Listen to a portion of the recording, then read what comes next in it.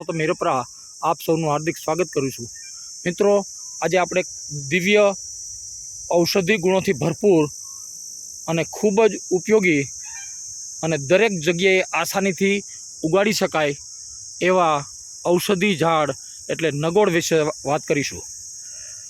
મિત્રો, 80 પ્રકારના વાયુથી થતા દુખાવા, સાંધાના, વારના, ઘૂંટણના, કમરના, સાયટિકા, રાંઝણ તેમજ અનેક પ્રકારના દુખાવામાં ખૂબ જ ઉપયોગી એવું આ નગોડનું ઝાડ છે। મિત્રો, વિડીયોને અંત સુધી જોજો, ગમે તો લાઈક કરજો, મિત્રોને ગ્રુપમાં શેર કરજો, જેથી કરીને વધુમાં વધુ લોકો સુધી આ અગત્યની માહિતી પહોંચાડી શકાય। એનો પરિચય આપીશું વૃક્ષનો અને છેલ્લે એનો ઉપયોગ કેવી રીતનો કરવો એ પણ જણાવીશ। આ તમે જોઈ શકો છો, ખૂબ જ લીલુંછમ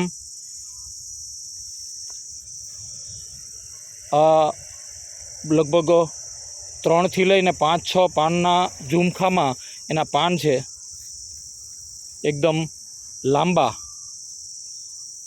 પાછળનો કલર જરા આગળ કરતાં જુદો હોય છે, આ તમે જોઈ શકો છો। અને આ રીતના એની ડાળીઓ હોય છે। આને આપણે નીચે 3 મહિના પહેલાં નીચેથી આપણે કાપી નાખેલું હતું અને ખૂબ જ ઝડપથી આ વધે છે। મોટા જે લોકો નગોડને ઉપયોગ કરતા હોય, જેની પાસે હોય તો કોમેન્ટમાં જણાવજો। અને આપણે નીચેથી કાપી નાખ્યું હતું, આ તમે જોઈ શકો છો, ત્યાંથી અનેક ડાળીઓ ફૂટી છે। આટલી જે ડાળી છે એ ડાળીને જો તમે કટ કરી અને વાવી દો તો એમાંથી આ સરસ મજાનું ઝાડ થઈ જાય છે। દરેક જગ્યાએ આસાનીથી ઉગાડી શકાય। જો તમારી પાસે તમે ખેડૂત હો તો ખેતરને શેઢે વાવી શકાય। ઓર્ગેનિક ફાર્મિંગ કરતા હોય એને માટે મધમાખી ખૂબ જ ઉપયોગી છે અને આ મધમાખી લાવવા માટે આ નગોડ ખૂબ જ ઉપયોગી, કારણ કે આની અંદર જ્યારે ફૂલો આવે ત્યારે તમે કલ્પના ના કરી શકો એટલી મધમાખી આવે। તો ઓર્ગેનિક ખેતી કરતાં અને આમાંય કોઈ પણ ખેડૂતો પોતાને શેઢે નગોડ ચોક્કસ વાવે, કારણ કે ખૂબ જ ઉપયોગી, આપણી તંદુરસ્તી માટે પણ ઉપયોગી છે અને આપણી ખેતી માટે પણ ખૂબ જ ઉપયોગી ઝાડ છે। અને આ લગભગ આંગળી જેવી એક ડાળી છે ને, એ ડાળીને જો આપણે કટ કરીને ચોમાસાની ઋતુમાં વાવી દઈએ એટલે એક આસાનીથી ઉગી જાય। તો આ રીતની ડાળીઓ છે, આ તમે જોઈ શકો છો। 10 થી 15 ફૂટનું આ મધ્યમ કક્ષાનું ઝાડ થાય છે। હવે આ આપણે જ્યારે કમરના, મણકાના, ગાદીના, ઘૂંટણના, સાંધાના કે વાયુથી થતા વાના જે અત્યારે રોગ થાય છે, તો એની અંદર આનો ઉપયોગ કેવી રીતનો કરવો। આજે જુનાગઢ પોલીસ હેડક્વાર્ટરથી ફોન આવ્યો કે ભાઈ આ આપણે નગોડ છે, તો નગોડનો ઉપયોગ કેવી રીતનો કરવો। તો મને થયું કે ભાઈ આજે એક એનો વિડીયો જ બનાવી દેવા દે તો ઘણા બધા લોકોને આની માહિતી મળી શકે। મિત્રો, થોડા તમે લીલા પાન લઈ અને એનો ઉકાળો પણ બનાવીને પણ પી શકાય છે। તો થોડા પાન 20-25 પાન લઈ અને 1 ગ્લાસ પાણી લઈને અડધું પાણી બળે ત્યાં સુધી એનો ઉકાળો કરી અને તમે પી શકો છો। આના પાનને સૂકવી અને એનો પાવડર કરીને, અથવા તો જો તમારી પાસે કંઈ ન હોય તો ગાંધીની દુકાનને સરળતાથી દરેક શહેરની અંદર નગોડનો ના પાન અથવા તો નગોડ પાનનો પાવડર આપણે મળી શકે છે।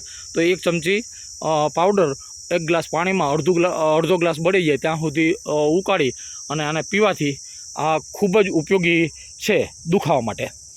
અને અત્યારે જ્યારે આપણે ઘણા બધા ગ્રુપની અંદર મિત્રો આપણને પૂછતા હોય કે ભાઈ મારે આંગણે કયું ઝાડ વાવવું, તો ઘણા બધા ઝાડ એવા છે કે જે આપણે આંગણે ઉછેરી શકાય।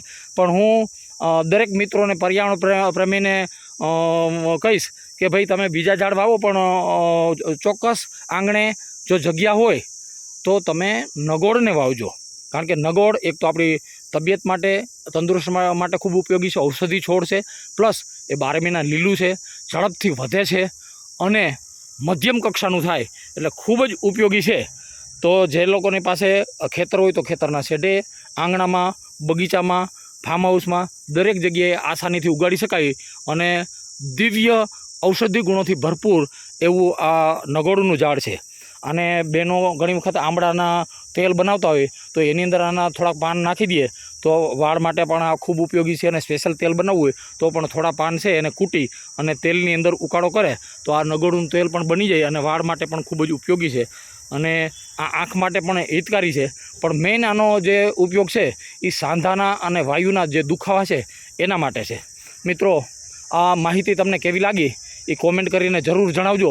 તમે તમારી પાસે કોઈ ઔષધિ છોડની માહિતી હોય તો એના એ પણ તમે કોમેન્ટ કરી અને જણાવજો. જય હિન્દ, જય ભારત, જય શ્રી કૃષ્ણ.